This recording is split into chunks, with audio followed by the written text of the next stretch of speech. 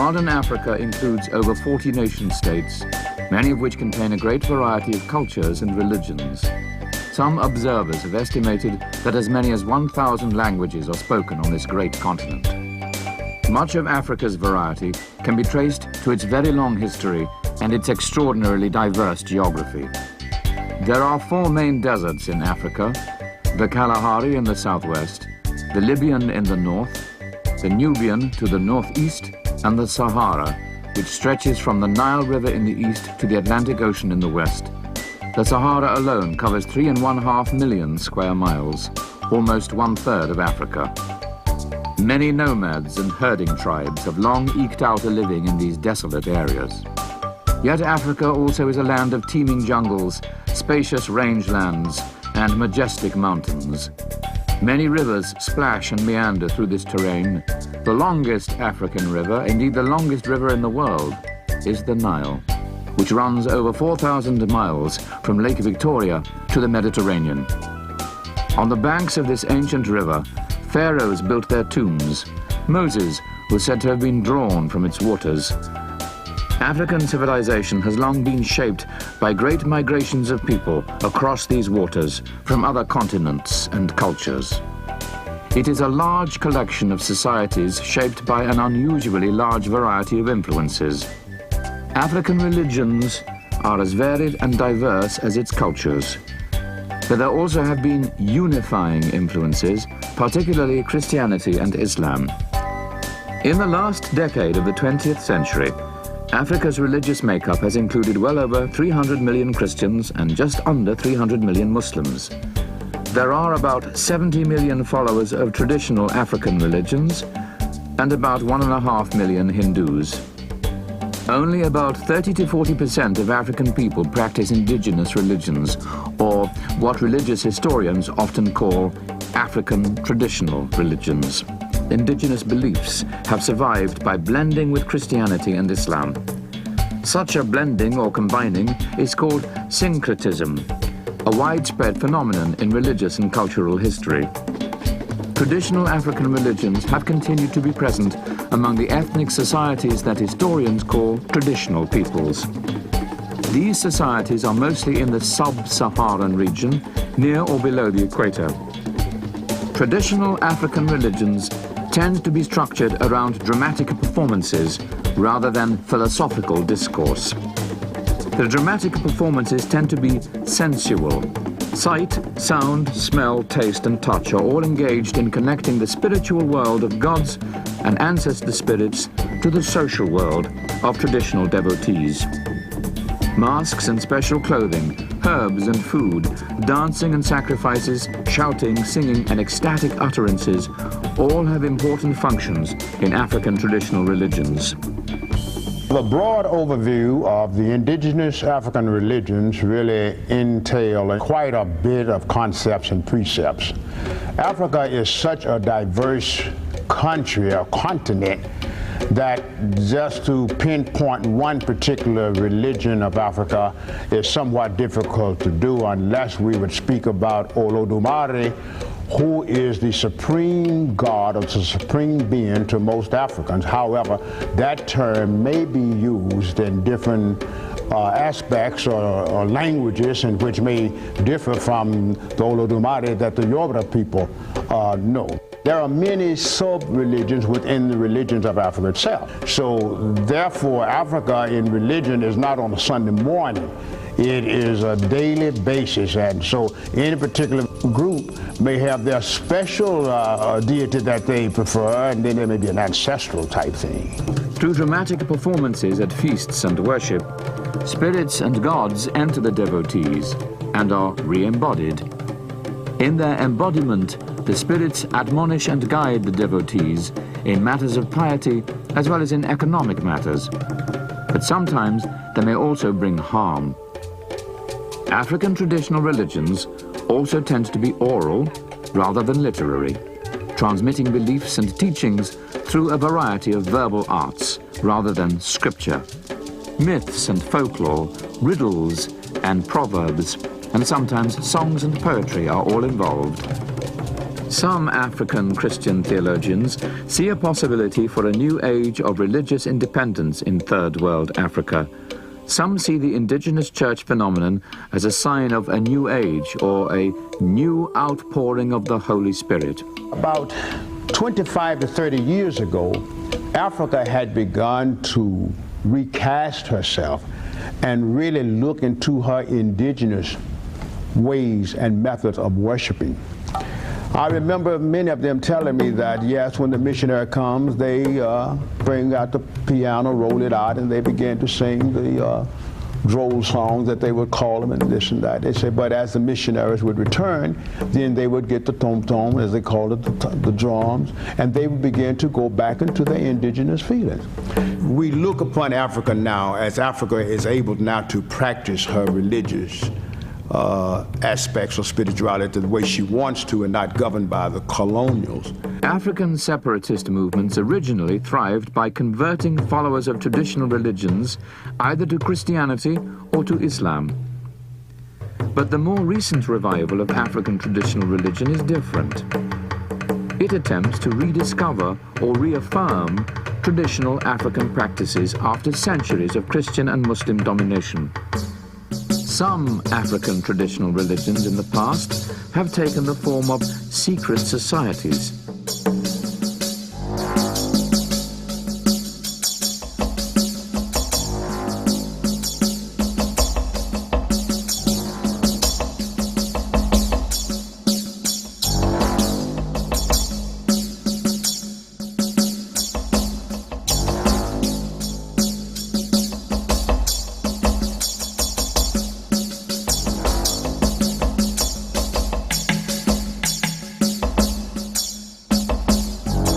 Now, secret societies have become yet another element of Africa's neo-traditional movements. Some African theologians suggest that revitalized traditional religion could eventually become unified with African Christianity and Islam. Some even speculate that these unified forces could someday unite Africa as one nation.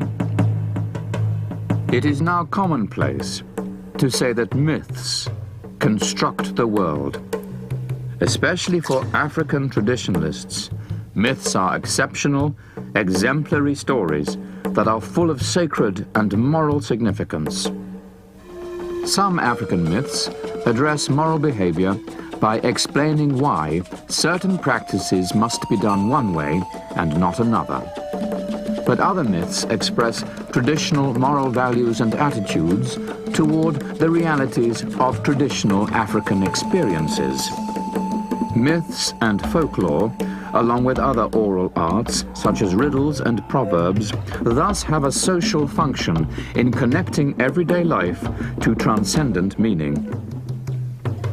Despite generations of contact with other dominant religions, the Yoruba have managed to preserve virtually intact the traditional myths that have long organized their religious practices. The Yoruba people are one of the largest religious groups in West Africa, numbering some 15 million people. Although they inhabit much of Nigeria, the Yoruba also inhabit countries stretching from Benin to the Niger River. The Yoruba are not merely a tribe. They once were a flourishing civilization, supported by farming and industry. Yoruba religion is often associated with polytheism, but such an identification grossly misunderstands the nature of Yoruba religion as well as its myths, folklore, and rituals. The Yoruba religion does embrace a pantheon of divinities, but all these gods are manifestations of one supreme deity. The Ifa Orisha structure or pantheon starts from Olodumare, which is translated as the controller of the universe. That entity would be known as our supreme being. From that entity, we have the Orisha. These divine beings are various expressions of the Supreme Being who were charged by the Supreme Being to create the world. This common version of the Yoruba creation myth discloses something about the relation between Olodumare and the lesser divinities called Orishas. Each Orisha is a representation or manifestation of Olodumare's power, but none is Olodumare. Only Olodumare is supreme. The other deities play a very important role. They're more active in human affairs. The Supreme Being is kind of represented by these other deities who each have their own shrine, have their own priesthood, have their own set of taboos and sacred objects and sacred places, and govern particular aspects of human behavior or of our global condition. And you don't really have that in the Western religious form. Olodumare actually recedes into the background of Yoruba mythology, but his power and presence is manifested and communicated in myths that personify nature and nature's processes. The earth, the rivers, lagoons and seas, all are respected as persons or gods. Sometimes Olodumare is even portrayed as some great person who lived long ago. Orisha Nla, sometimes called Obatala, is a manifestation of Olodumare. This Orisha, or lesser god, is the creator, the shaper of human forms. Although Obatala usually is androgynous, he is most often described as male. He is the maker of babies in the womb.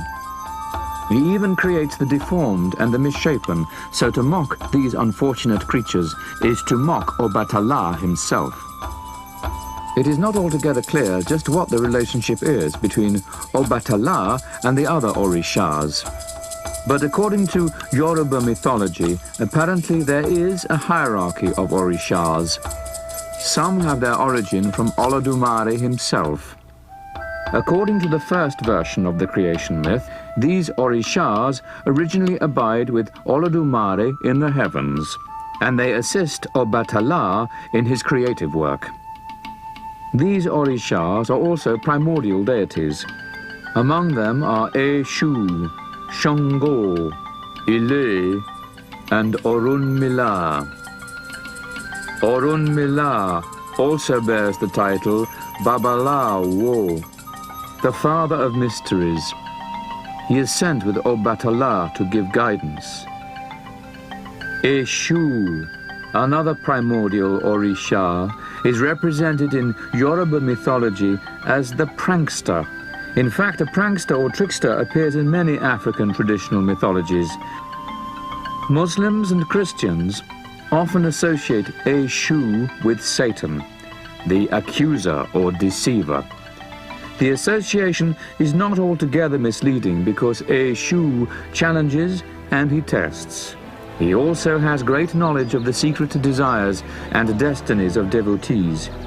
Eshu is the owner of all decisions, because decisions are located at a crossroad. That means you go one way, you go the other, you decide this, you decide that.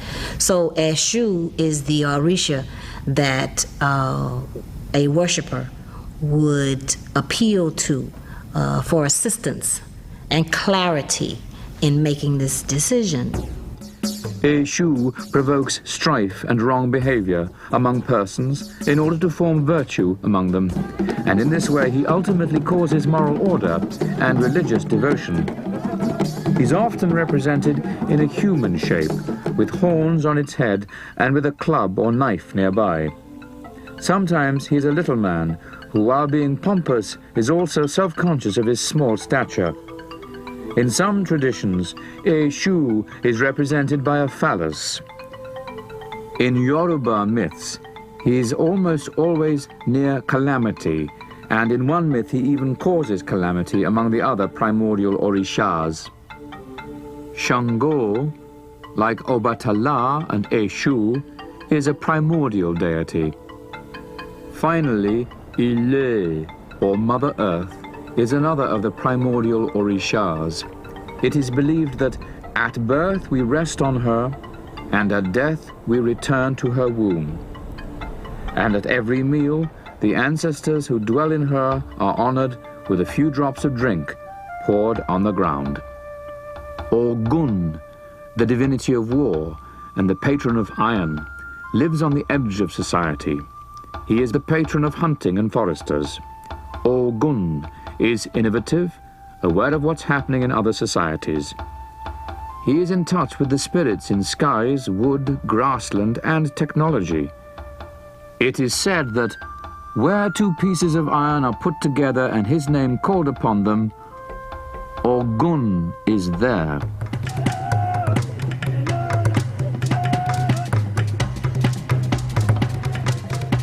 Among the Shona of Zimbabwe, ancestors are the intercessors between the supreme god and the community of the living. The Shona believe that the supreme god is a metaphysical being that does not interact directly with the human community. Spiritual relations between gods and humans are understood to occur through the ancestors, who as spirits can communicate with the high god. But Shona ancestors also are human spirits who remain connected to their earthly society. Yet, however human beings may be conceived among traditional people, they're almost always connected to the divine world, either by their spirit or by destiny.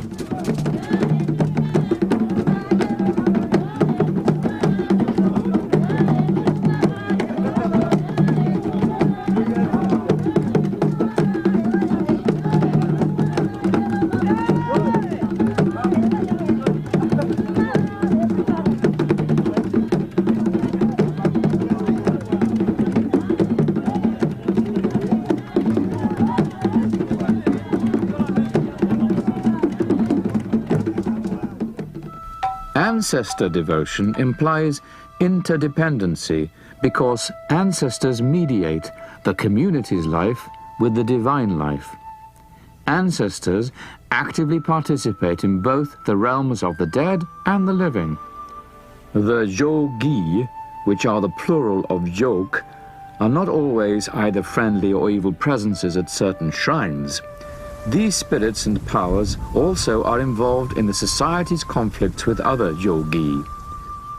Some of these Jogi are thought to bring about calamity, especially sickness. The Acholi practice rituals to appease or extirpate them, sometimes by long and tortuous ordeals.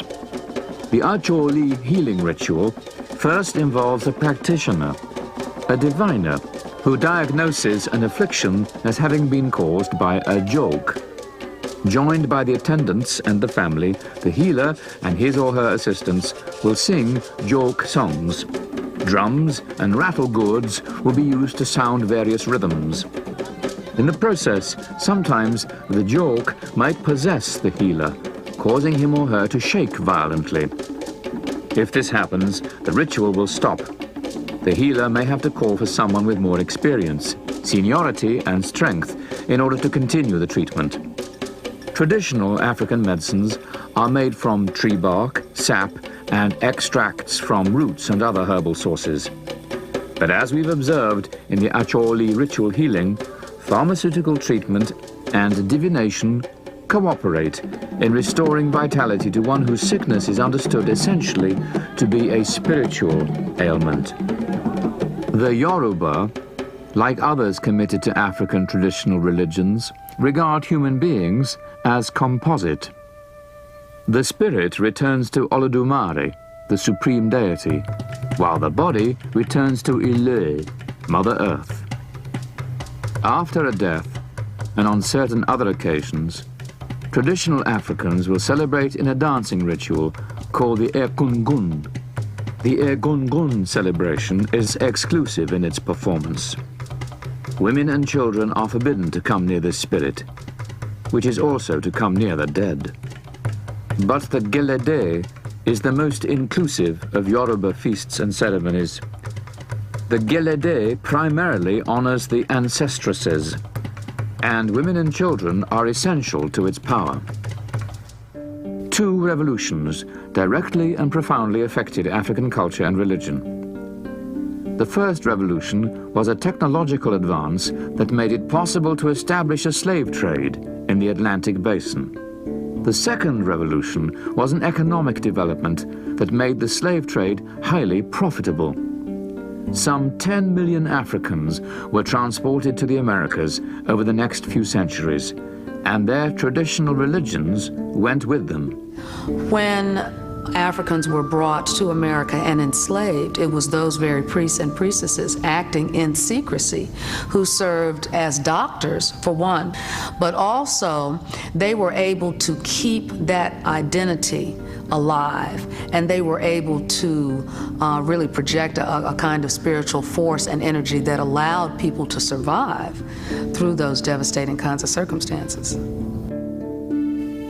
With the invention of sailing ships that could sail closer to the wind, and with improvements to ship hulls and rigs, Portuguese mariners by the early 15th century could successfully navigate south to Senegal in northwest Africa and still return north. This opened an effective route from Europe to sub-Saharan Africa. A second revolution stimulated the transatlantic slave trade when the Portuguese exported the Mediterranean plantation system to the South Atlantic basin. This revolutionized the economics of sugar production. When the skilled managers of the Dutch West Indies Company expanded this system throughout the Caribbean and North America, there soon followed an explosion in the demand for labor, slave labor in particular. Because of the increasing demand for sugar in Europe, land for sugar production had to expand beyond the small designated farms of the Mediterranean. The plantation system, which originally had developed as a system of capital, now grew to become a system of land investment, industrial processing, slave labor, and a closed managerial system. Slaves were regularly bought and sold as capital assets in the Mediterranean, an area primarily controlled by Muslims and Christians. Navigation between Portugal and West Africa now effectively opened the sub-Saharan slave trade to early European capitalists. The practice of chattel slavery now was widely expanded. The Portuguese were the first to spread the practice to the Atlantic basin, and they were the first to supply the American system of sugar production with African slaves. The Brazilian and South Atlantic plantation system became the model for producing other goods in other markets. In the southern regions of North America, the plantation system was copied in Virginia's production of tobacco, South Carolina's production of rice and indigo, and the production of cotton in other areas east of the Mississippi. All this required a cheap labor force to keep pace with European consumption and demand. And the answer became the transatlantic African slave trade. Of the approximately 10 million slaves who entered the plantation system in the Americas between 1502 and 1860, between 500,000 and 700,000 were brought into North America. The rest either went to Central or South America. Some 30 to 50 million other Africans died either during the ocean crossing, while confined in holding pens at African slave ports, or in African tribal wars, which were sparked by the distorting influence of the slave trade. The first African slaves were initially exported from West Africa, but the Portuguese, Spanish, and particularly the Dutch soon navigated their way to Central Africa as well. Traditional African religions are fundamentally oriented towards rituals that seek some favor, advantage, or guidance from the ancestor spirits. The performative aspects of African religion include many phenomena related to magic, such as charms, amulets, shrines, divination, and spirit possessions. In fact, these magical phenomena characterize African religions just as much as the oral arts we discussed earlier. The functions of African charms and amulets are actually related to powers, spirits, lesser deities, and ghosts. This African fetish, which is really a kamisi in African language, meaning it's a power figure. And it is looked upon as a person and not as a carving. And is used for various methods of healing or revenge or whatever the nature may be. And you notice here they have blades in this fetish. And there are a few nails, where before the colonials came, the Africans used the blade. The same type of blade they would take from the spears. They would use a blade to put into the fetish. To give you a good example, if I'm the medicine man, I'm the chief priestess of spirituality and healing in the village, and one of my villagers come to me and they would ask me and say, listen, there is a pain in my side. The spiritual man or the medicine man would take and drive a wedge or blade in this particular object right where the person is complaining about the pain. Then this object, this fetish, this kamisi catches all of that pain. And the person will come back and tell the high priest or the medicine man, say, listen, I'm all right, I'm healed. And so all these blades that you see mean the number of times that people have come to the medicine priest in order for healing. African traditionalists experience religions as an encounter with strange powers and presences, both human and spirit. And many of these powers may threaten the well-being of the community and of individual persons. Misfortune also may be understood to be the work of benevolent spirits who may inflict misfortune in carrying out their roles as guardians of tradition. Many misfortunes also may be accredited to the power of witchcraft.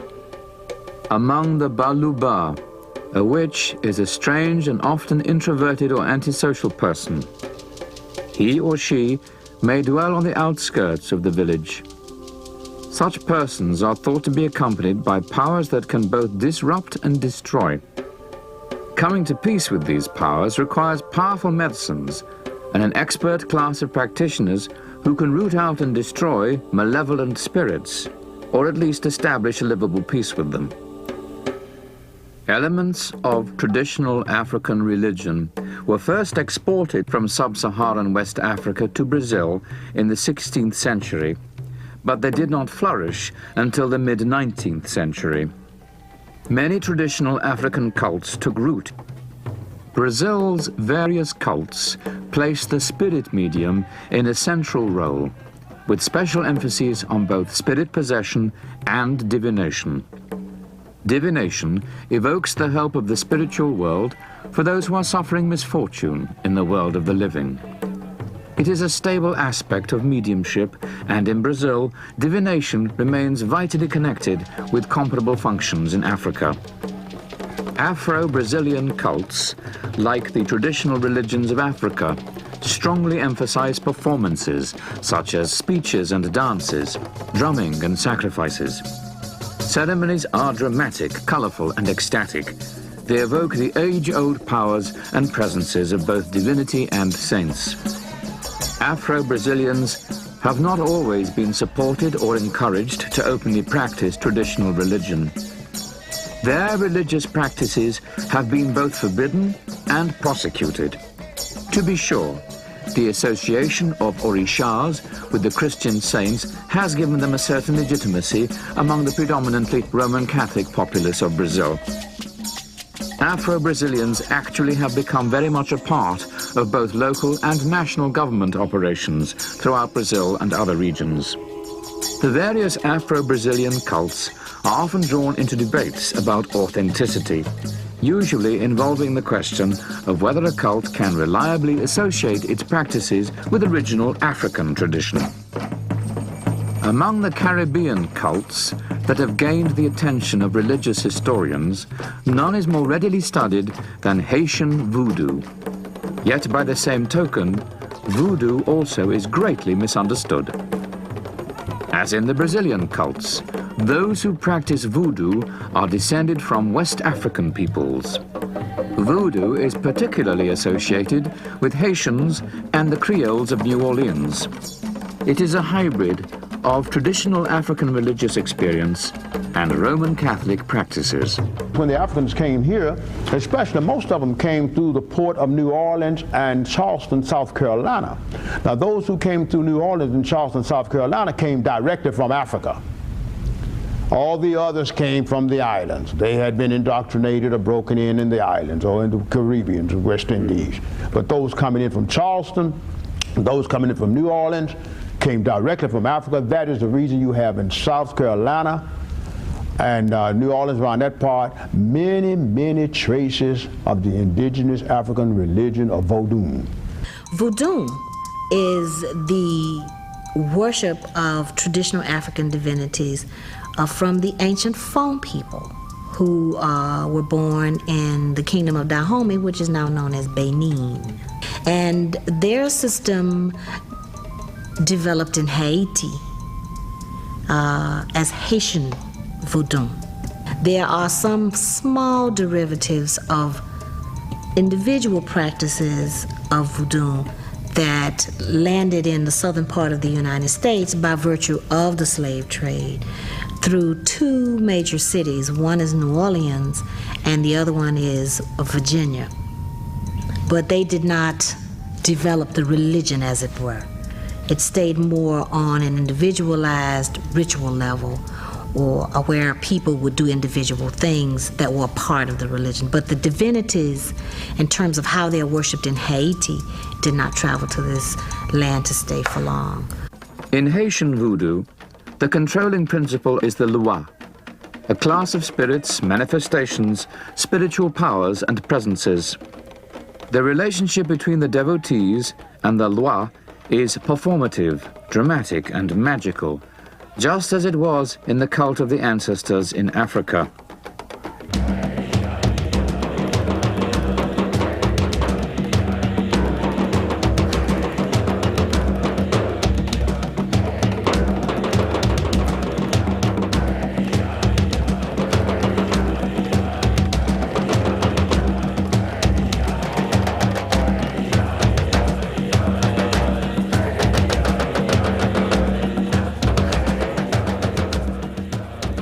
The practice of voodoo has begun to recede as Haiti has neared the end of the 20th century. One of the causes of voodoo's decline is the decay of large extended rural families. Another cause is the fragmentation of large cults into smaller cults, led by inadequately trained priests. Still another cause is poverty, which has caused a flood of voodoo devotees to turn to an urban life. In the cities, these devotees are distracted from traditional agrarian concerns and the demands of ancestral spirits. Nevertheless, the voodoo cult is still a vigorous belief system throughout the Caribbean basin and parts of North America. Among the lesser-known Afro-Caribbean religions is Santeria, a traditional religion that's practiced primarily in Cuba and Puerto Rico. Santeria, which means the worship of the saints, preserves distinct elements of Yoruba religion in the New World. Indeed, its central deity is Olodumare, the Yoruba high god. The Orishas, or lesser gods of the Yoruba tradition, are venerated as guardian angels by devotees of Santeria. Various versions of Yoruba are practiced among Hispanic people, where it's evolved into a practice called Santeria. The Yoruba religion got kind of fused with the French Catholicism. Some of the deities from the Yoruba religion were converted to saints, as it were, so that correspondence existed, and they were able to kind of transfer many of those same religious concepts into a more acceptable form. So the Santeria and the Yoruba are very closely connected. The author, Miheni Gonzalez Whippler, notes that each follower of Santeria uses divination to determine which Orisha is assigned as his or her guardian deity. Santerians believe in spirit possession, where the Santeros are possessed or mounted by the Orishas or saints. In such possessions, the Santero becomes the medium by which an Orisha or saint speaks face to face with the devotees. All of this involves a long and complicated system of initiation for each devotee of Santeria. Love is a virtue of Lord Almighty, which we on earth must strive to accomplish. To attain and maintain a true loving spirit, we must sacrifice and nurture the spirit daily. Omituto represents the coolness of Eji Agbe. Purification, good character, and long life. May we both have Omituto. Are you buying it?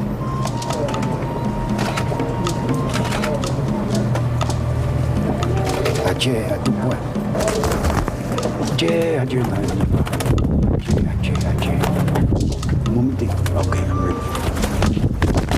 Before we go out, may you kiss the bride.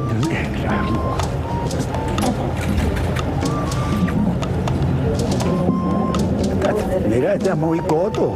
¿Qué pasó? Vámonos. Okay. Cuba's Spanish Catholic slave owners once associated Santeria with devilcraft, and devotees were subject to persecution, so its practices were long conducted under great secrecy. Like voodoo, Santeria is still shrouded in secrecy, and also like voodoo, outsiders regard Santeria as exotic and diabolical. Santeria is viewed suspiciously, particularly because sacrifice has a central role in its rituals, and blood sacrifice may well be practiced when the spiritual stakes are high. Neo-traditional African cults are not as prevalent in the United States as they are in the South Atlantic Basin. The study of African-American religion in the United States tends to be tied to the cultural ascendancy of African-American Protestantism, as opposed to African-American Catholicism, African-American Islam, and African neo-traditional cults. This emphasis on African-American Protestantism is primarily based on the history of contact between African slaves and Protestant British colonists. In other words, it was American Protestantism that legitimized the institution of slavery in the US. And so it was Protestantism that the early slaves were exposed to. Sociologists such as C. Eric Lincoln and Lawrence Mamiya tend to describe African-American Christianity in North America in terms of the black church. Sociologically, the black churches are said to be constituted by any black Christian person if he or she is a member of a black congregation. The black churches, thus defined, are the 7 major, independent, historic and totally black-controlled denominations, and together they claim some 80% of black church memberships at the end of the 20th century. Certainly one thing we would have to say that has carried over from the traditional African religions and is present throughout all of African American culture and in the religion too is the music. You know, the music, the singing, the gospels, the gospel music, the spirituals, just that whole body of religious performance, I guess, which is very much part of the African expressiveness, the way everybody in the congregation becomes involved and people jump up and shout and dance and are moved, and the rhythm of the service, you know, how it works up, it builds up to an intensity and then it comes down, and it definitely has a pattern, and it has a format that allows and encourages everyone to participate and everyone to be involved.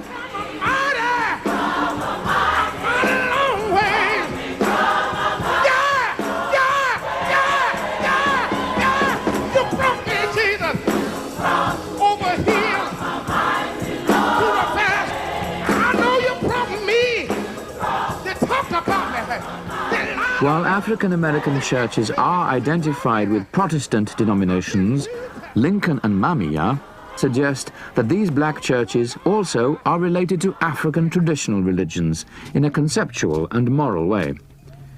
They explain the relation in terms of what they call a black sacred cosmos, which is a parallel universe to European Christianity. The idea of the black sacred cosmos is in part a response to other sociologists who hold that African American churches are just aberrational attempts to mimic mainstream white culture. These other sociologists say that African American churches exhibit no exceptional elements that would distinguish them from European Christianity and culture. But for sociologists like Lincoln and Mamiya, African American churches are religious and moral alternatives to North American mainline denominations.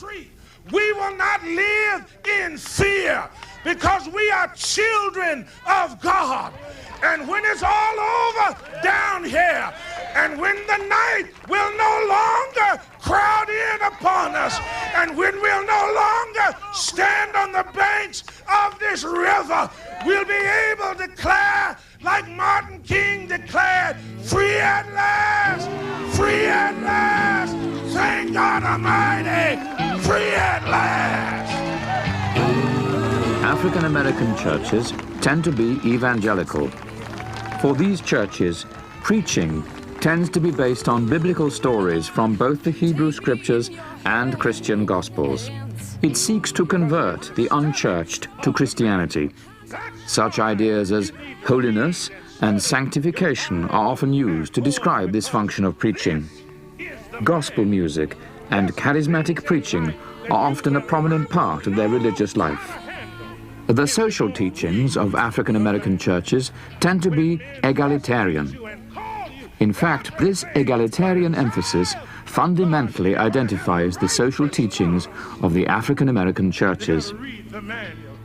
This emphasis has perhaps nowhere been so evident as in the civil rights movement of the 1960s.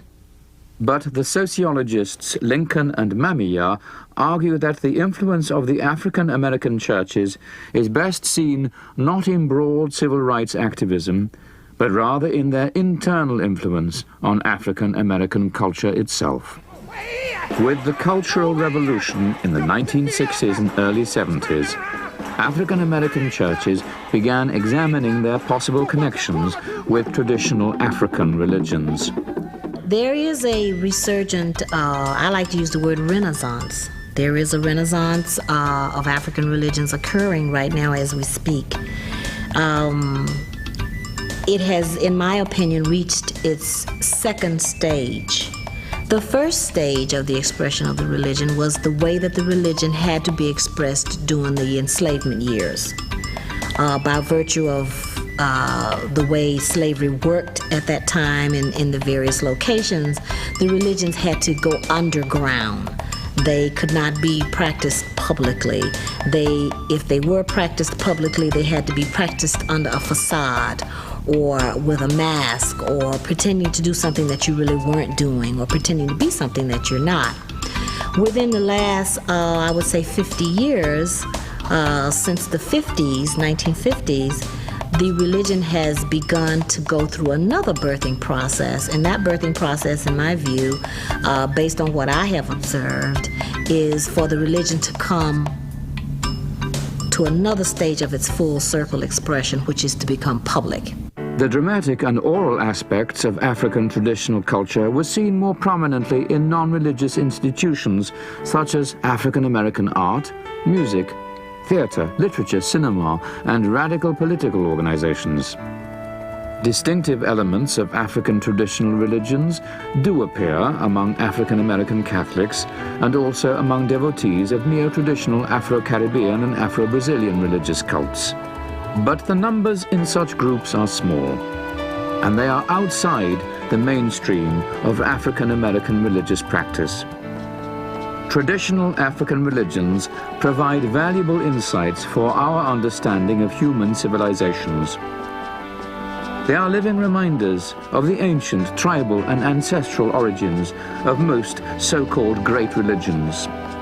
The history of African and African American religion is a story of syncretism and conversion. The fact that traditional African religious beliefs have survived suggests that these beliefs continue to be vital sources of religious and moral meaning, both in post-colonial Africa and in the Americas. African traditional religions can effectively focus religious experience in a variety of oral arts and dramatic performances, whether in Africa's indigenous church movements or neo-traditional movements, in Haiti's voodoo and Cuba's Santeria.